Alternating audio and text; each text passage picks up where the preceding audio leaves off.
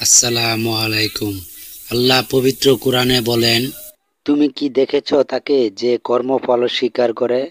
সে তো সেই যে এতিমকে তাড়িয়ে দেয় এবং সে অভাবগ্রস্তকে অন্নদানে উৎসাহ দেয় না।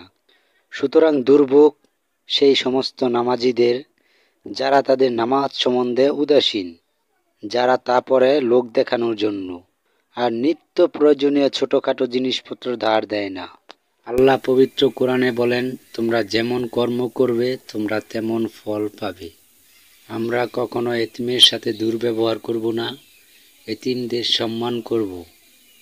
তাহলে আল্লাহ খুশি হবেন, প্রিয় নবীজি খুশি হবেন। আমরা সবাই চেষ্টা করব অভাবগ্রস্ত লোককে সাহায্য করার জন্য। আমরা ইবাদত করব একমাত্র আল্লাহর জন্য।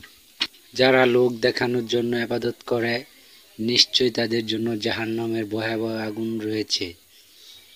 আল্লাহ আমাদের সবাইকে আমল করার তৌফিক দান করুন। আমিন।